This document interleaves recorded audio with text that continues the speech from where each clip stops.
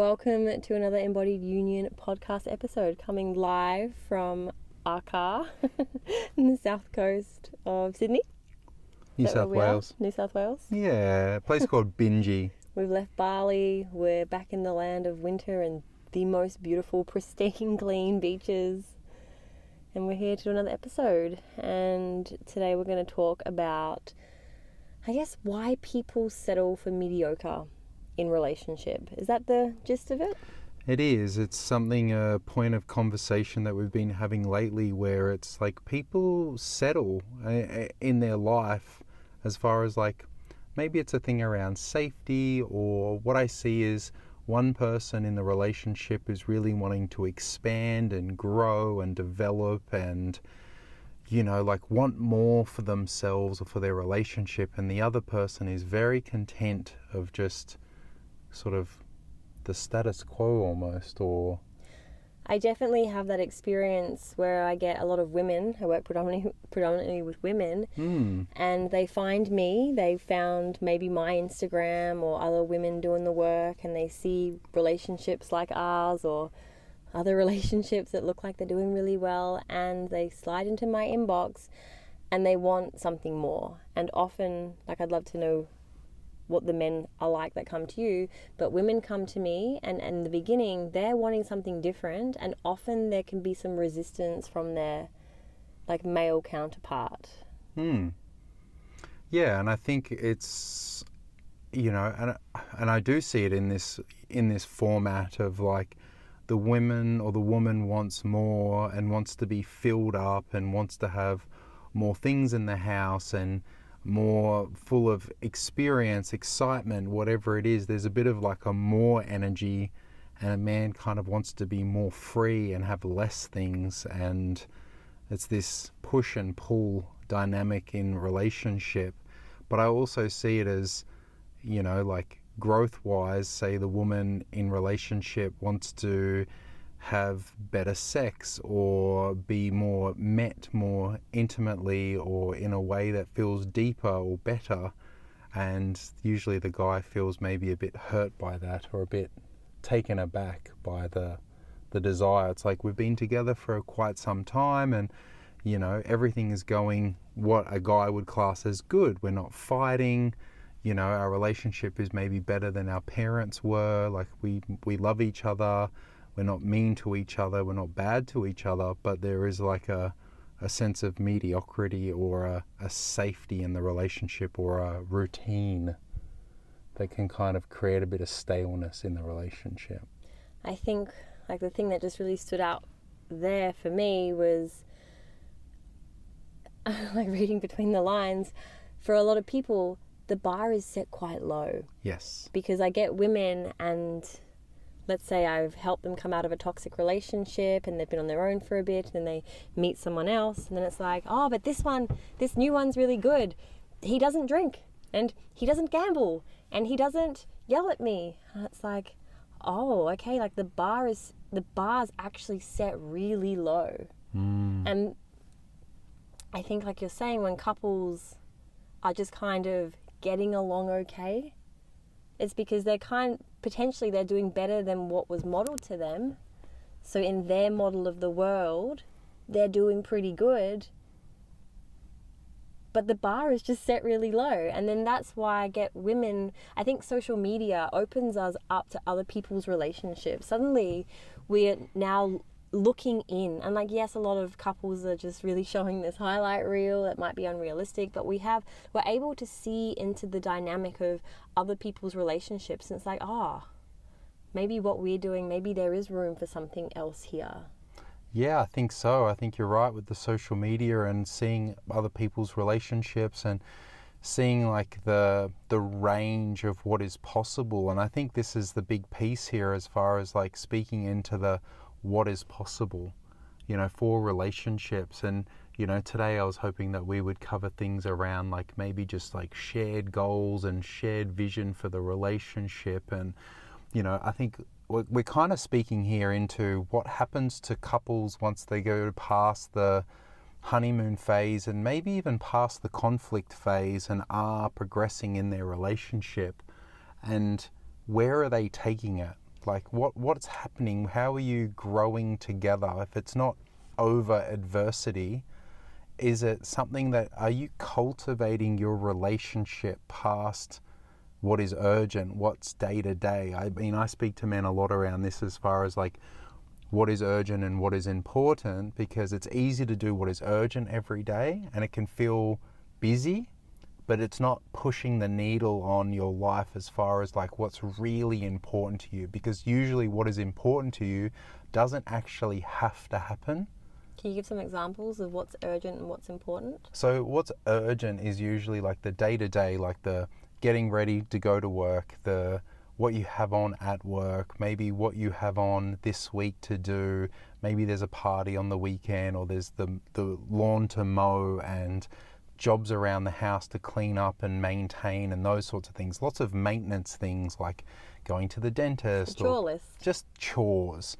And what is important is that it could be the book that you've been wanting to write for the last 10 years, or that bigger job that takes more than one day to do. It could be some task that you've set aside, like a renovation or building the kids a cubby house, or something for yourself where it's like maybe you've wanted to go and study or book a trip somewhere and you're not taking those steps. There's probably something in the way that's not conscious that's having you put it off to someday. Well, it sounds like, and I know this is true for a lot of long-term emotionally committed couples, we fall into almost autopilot, getting done the things that need to get done, and that creates the stagnation in relationship. Yeah, totally. Okay, so what I hear is what would be really important. It's just, and that's, are we all doomed? Like, we're all, like a lot of people who believe in monogamy, like we do, it's like, are we all doomed to get into these long-term emotionally committed relationships and go on autopilot, and for it to be stagnant? Because the honeymoon is the novelty and the excitement and the anticipation. That wears off without a doubt, because it's based on those things like the unfamiliar. Yeah. We then move into some more conflict as our like core material starts to bubble up, and then it's like we go through that, and I think a lot of couples then kind of get stuck there ongoing, where it's like, well, they've, like you say, they've moved out of the conflict, and now that we're not fighting anymore and we get along, is that enough? I don't even necessarily say they get along. It's like, because if they don't have the skills of repair and cleaning the glass and relationship housekeeping, it's like triggers come up, but they get brushed under the rug. It's like True. water that's building up under the bridge. Resentment. And couples are just kind of operating on top of tension that hasn't been reconciled. And then it's just like, then we go on to autopilot, and then we start focusing on other things. So if you're in relationship and you're recognizing that there is some stagnation, or you're in relationship and you're like, let's avoid that happening, it's really great to have quite regular conversations around wants, needs, desires, and values. Yeah, definitely. Like, what are your life values? What are your relationship values? And this is something you can work out as an individual. Like, what is it? What is it that I value in relationship? Your partner does the same, and then you get to have quite a fun, playful conversation around, now let's talk about it. And like, how am I nurturing my own values?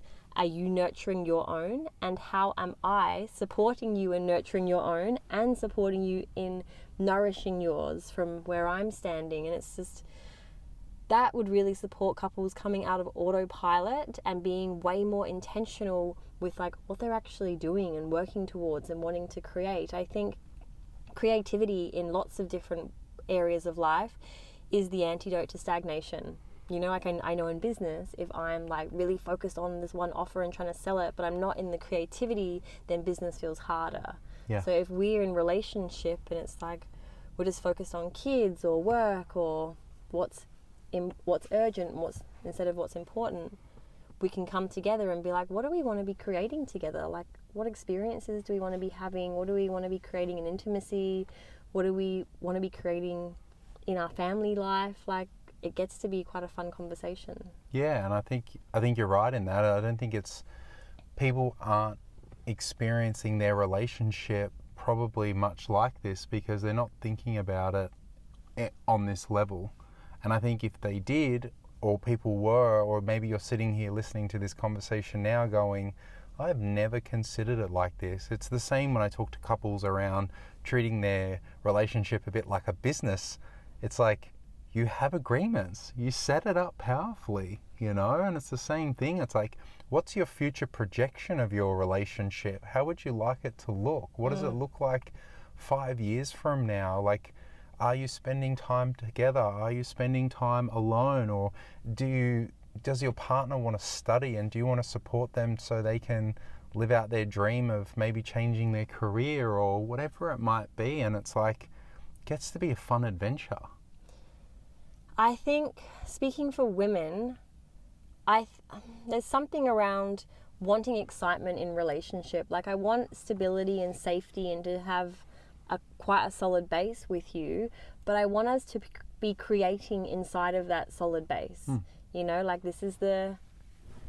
we have our security here, but how can we still be creating anticipation and novelty and creativity? So this is what we were talking about earlier. Like, even no matter how long you are together, how can you still continue to date each other? I think that's really important. I think, you know, how are you both boyfriend and girlfriending each other even after 10 years, 15 even after years? Babies, even after kids, even after all of it. Yeah. And like, I know I always have this projection of like the people that listen to us, like, what do I know? Because I haven't had my babies yet, right? But like, you have had your baby and you have an 18-year-old son almost. And so you know what that's like to have a relationship that maybe you get complacent when kids come along, and then you bring it back. Like, it's intention, right? It has to be, yeah.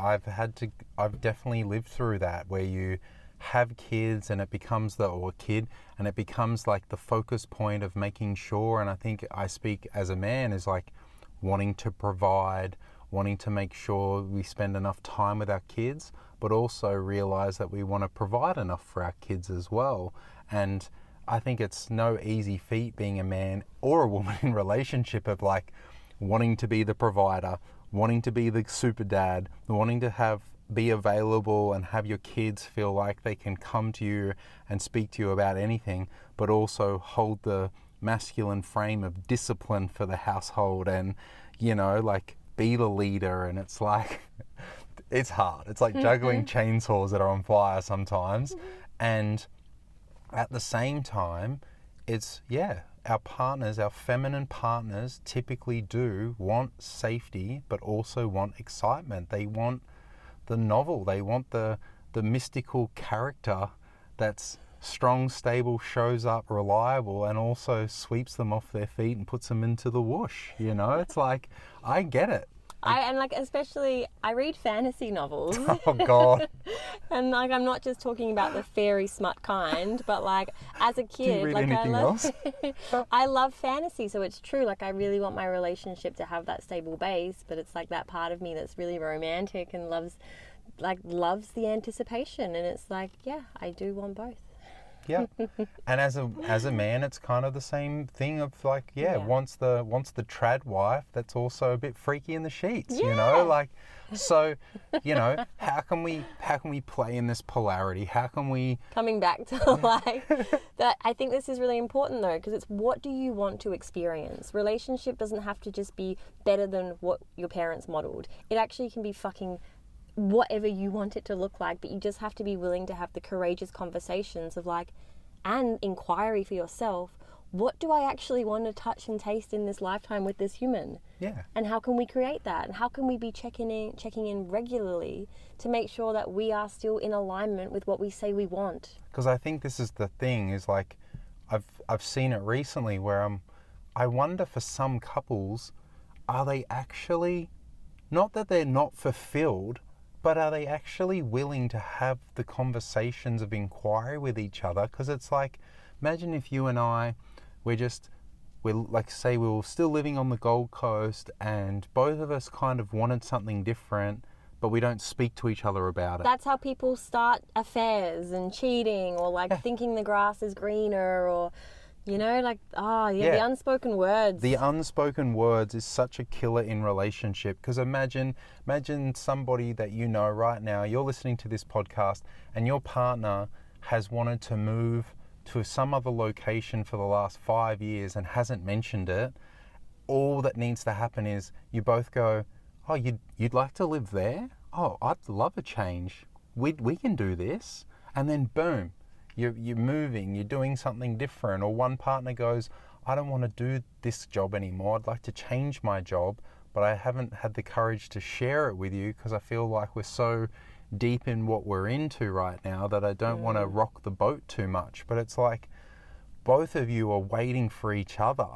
And I just want to add, because this is, I think, one of the big blocks is maybe I want to spice up our sex life. And then it's like, oh, I don't want to offend you. Like, I've tried to maybe bring it up before, but I haven't really had the right language, so it hasn't gone well. If I try and rock the boat, so to speak, it's like you might take it personally. So it's like also all of this is having these kinds of conversations first is built on being able to self-inquire, like, what do you want? And then having the communication skills to actually bring this stuff up. yes, And then us each having the skills to not take the other personally.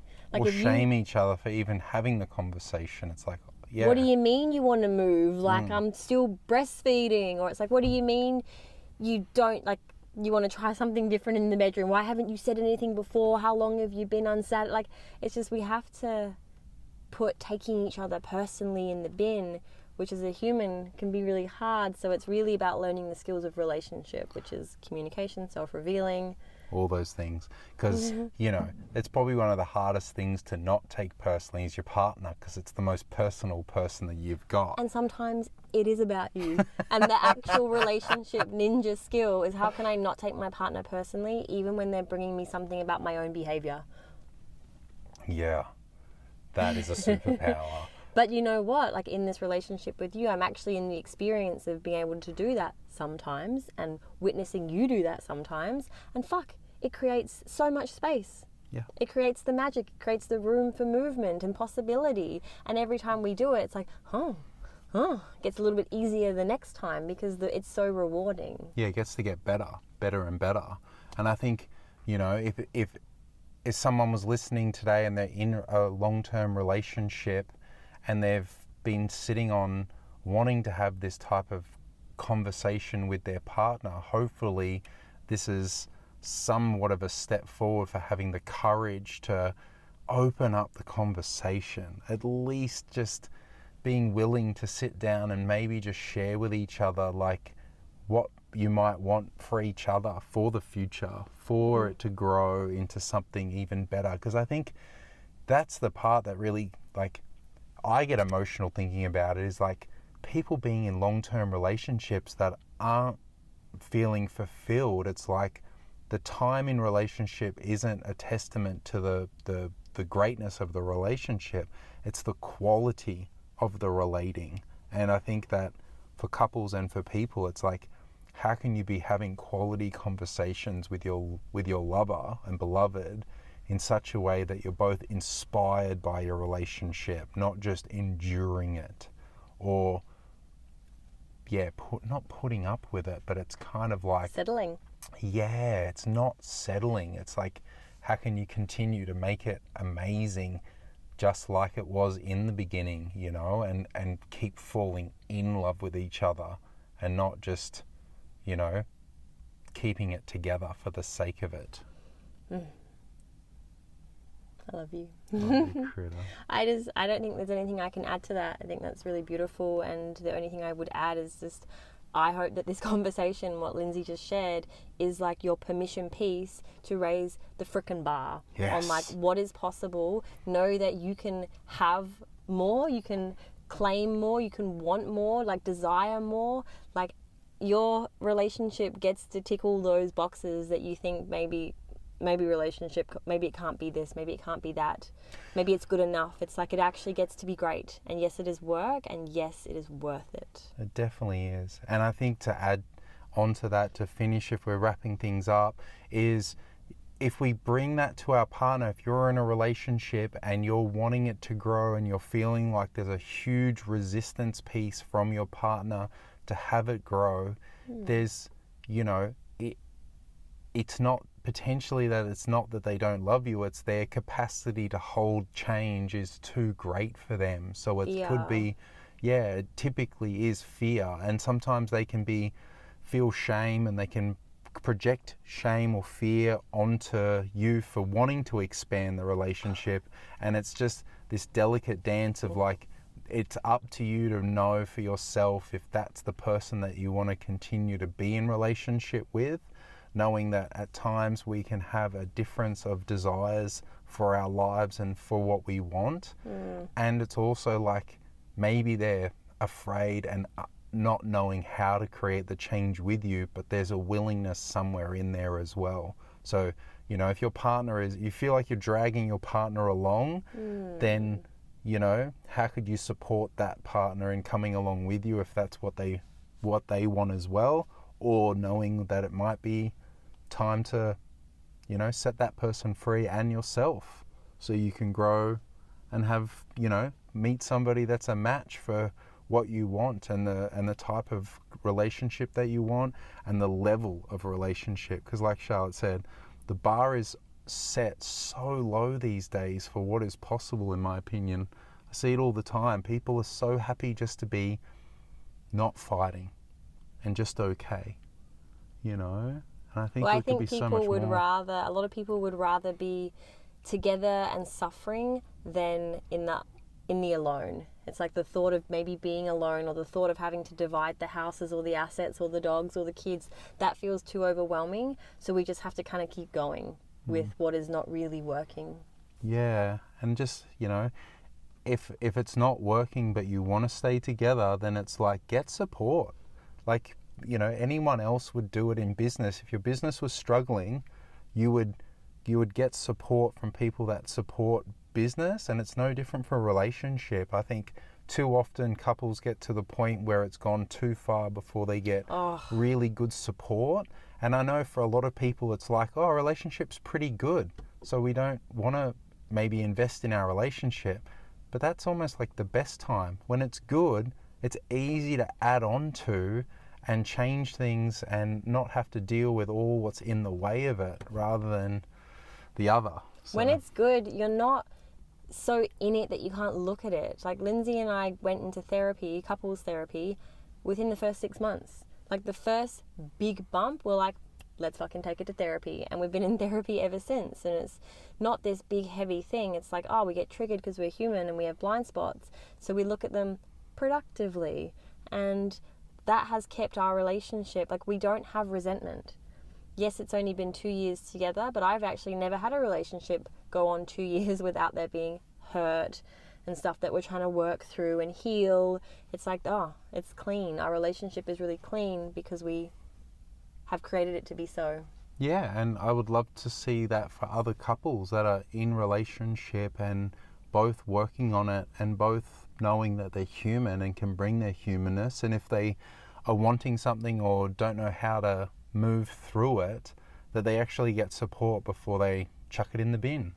You know? It really is the sad truth. Like, we work with couples in all stages of relationship, and we've had really amazing turnarounds. And like Lindsay said, most couples do not enter therapy until it is too late, and it does not have to be that way. Yeah. And it really just takes, no matter what, if you're a couple that have been together 15 years and there's like a lot of shit to work through, as long as both are willing, if both are willing, then anything actually is possible. And yes, it can bring up resistance, and yes, it can bring up fear, and yes, there can be triggered moments, there will be, but if both just keep leaning in, it's possible. Amazing Seen things. it so many times. Yeah. And here's to raising the bar higher and higher. Raise the frickin' bar. Honestly. I'll add one last thing. I always had the belief that relationship couldn't be everything, and I would make excuses, and I would stay in mediocre relationships out of fear, because I honestly didn't think. I remember saying to friends, well, your partner can't be everything. They can't be this, they can't be this as well, they can't be this as well. Like, that's just, it's unrealistic. I'm now in the experience of my partner maybe not being absolutely everything, but he's everything that is actually important to me in relationship. Like the things that, because I know my relationship values, I know what they are. I've sat down, I've thought about this, and he matches all of them. And I didn't think that was possible. It is possible. And the experience I'm having now is, I'm, you're handsome. It's different. I raised the bar, Yeah. and yeah, I'm having a really, really different experience. Love you, Greta. I love you. Thanks. Is that it? Yeah. So if you guys need support, you know where we are. I am Charlie S. Hannah on Instagram. I'm Lindsay B. We are Embodied Union, and I think next week we might potentially still be on the South Coast. Yeah. We might be somewhere else, and One might be in transit on our way to Byron. Let's see. yeah. So thank you for listening. Thank you for your presence and sending you love. All right. See you next time. Love you. Mwah. Love you, Critter.